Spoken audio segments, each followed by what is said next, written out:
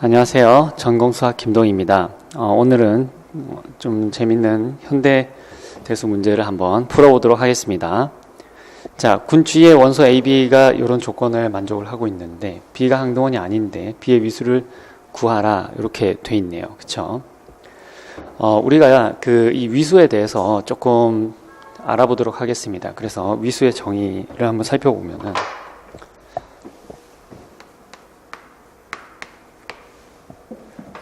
군에서 위수는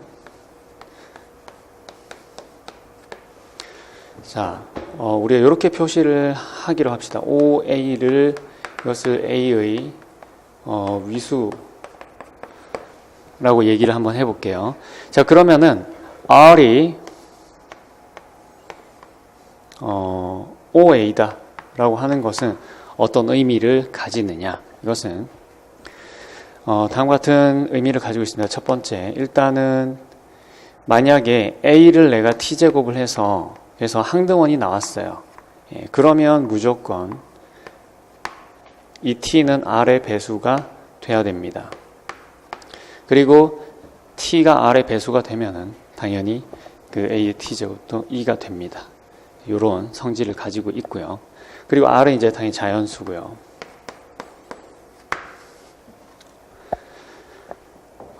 요게 성립을 하면은 그러면은 이 R을 우리가 위수라고 이야기를 합니다. 그래서 요거는 이제 그 필요 충분 조건이라고 볼 수 있겠네요. 필요 충분 조건. 네, 필요 충분 조건이에요.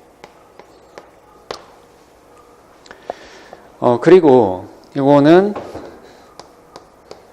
R이 A의 T제곱은 1을 만족하는 최소의 자연수 T의 값이라고 이렇게 이야기를 할 수도 있습니다. 그래서 예를 들자면은 만약에 어떤 우리가 이제 여러분들이 유용한 두 가지 사실이 있는데요. 그래서 첫 번째, 이건 이제 정의고요. 두 번째, 이 어떤 성질이 있냐면 만약에 A의 어떤 소수제곱, 그 소수제곱 했을 때 그게 이제 만약에 항등원이 나왔다. 그러면은 거의 대체로 그게 위수일 가능성이 높아요. 그걸 우리가 어떻게 관찰을 할 수가 있냐면은 두 번째, 만약에 MN이 정수인데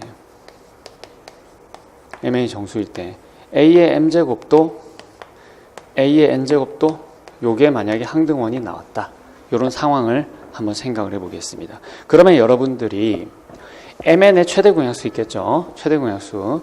최대 공약수 존재, 이제 MN 둘 다 0은 아닌 경우, 이제 MN 모두 0은 아닌 경우. 그런 경우에, 우리가 이제 MN이, 사실 이제 둘 중에 하나가 0이면 아무 의미가 없어요. 아무 의미가 없기 때문에 생각할 필요가 없는데, M이 0이 아니거나 또는 N이 0이 아니다라고 좀 일반적으로 이렇게 얘기를 해보겠습니다. 그러면은 만약에 이렇게 되면은 우리가 이 D를 MN의 최대 공약수라고 했을 때요. 그러면 배수 정리에 의해서 요게 어떻게 표현이 되나요? 요게 어떤 XM 플러스 YN 이런 선형 조합으로 표현이 되죠. XY는 정수에 있고요. 이렇게 표현이 되죠. 그러면은 우리가 A의 D제곱을 뭐라고 할 수 있냐면 A의 D제곱이 이것이 A의 XM 더하기 YN 이렇게 연산을 한 걸로 볼 수가 있고요. 요거는 당연히 이제 2가 되겠습니다. 왜냐하면 A를 n번 연산하면 항등원이 나오고 A를 n번 연산하면 또 항등원이 나오기 때문에. 그렇죠? 자, 특히 만약에 소수였다. 만약에 소수였다. 이게 이게 이야기를 해주는 게 뭐예요? 그래서 이러면 즉 OA가 뭘 나눈다? OA가 GCD-MN을 나눈다라는, 요거의 약수가 된다라는 거예요.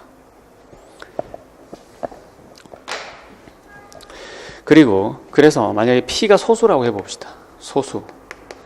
그리고 K는 P보다 작은 K가 자연수라고 해볼게요. 요거는 양의 소수고요. 양의 소수 P, 그리고 P보다 작은 K. 그랬을 때 A의 K제곱은 A의 P제곱은 2가 되면 그러면은 A는 그냥 항등원이 될 수밖에 없습니다. 항등원의 위수는 1이에요. 이렇게 될 수밖에 없어요. 자, 요걸 염두에 두고 우리가 한번 보겠습니다. 그래서 여기서 이걸 여러분들이 다르게 해석하면 뭐예요? 즉 A가 항등원이 아니고 A의 P제곱이 2다. 그러면 뭐다? P 이전에는 항등원이 나오면 안 되죠. 거듭제곱을 했을 때. 따라서 이 경우는 OA가 P다라는 것을 여러분들이 바로 아실 수가 있는 겁니다. 자, 그러면 이제 문제로 돌아가서요. A의 세제곱은 2. 주어진 조건이 A의 세제곱은 2.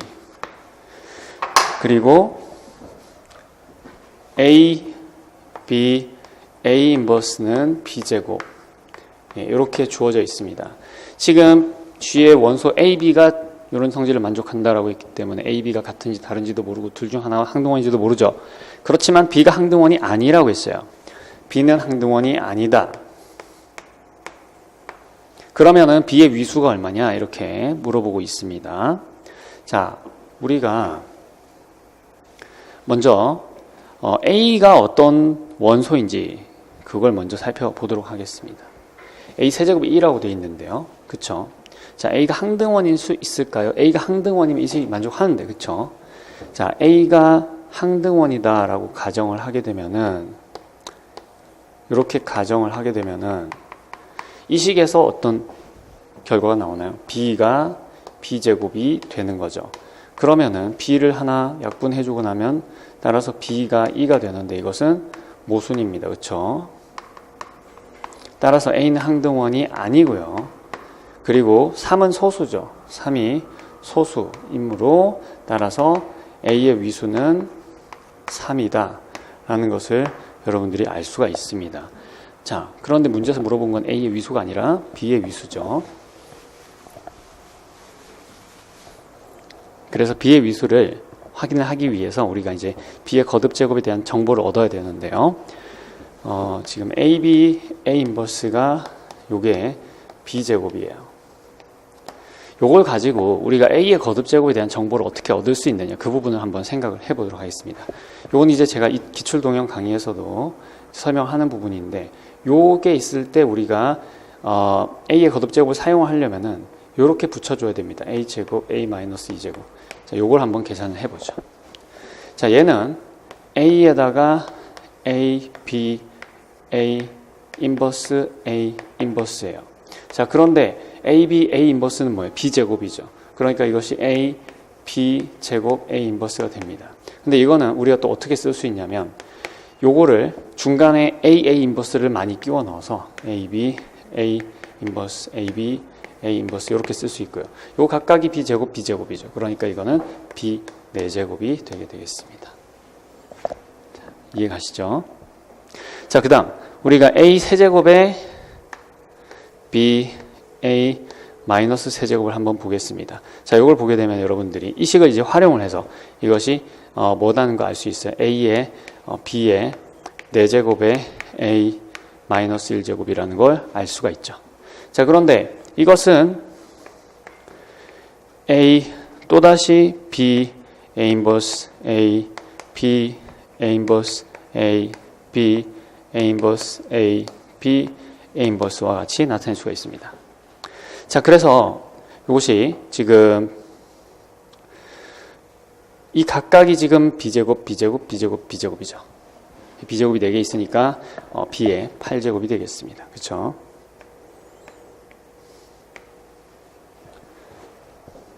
그런데요, 얘를 보면은 A 세제곱이 2잖아요. 그죠? A 세제곱이 2니까 이것은 그냥 B가 돼요. 따라서 우리는 뭘 알 수 있냐면은 B의 7제곱이 2다라는 것을 알 수가 있습니다. 그런데 문제에서 뭐라고 했죠? B가 항등원이 아니라고 했죠. B가 항등원이 아니기 때문에 따라서 그리고 7은 소수니까 따라서 우리가 뭘 알 수 있다? B의 위수가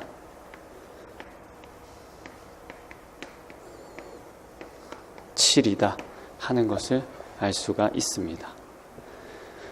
네, 이렇게 해서 우리가 간단한 해석학 문제를 한번 해결해 보았습니다. 마치겠습니다.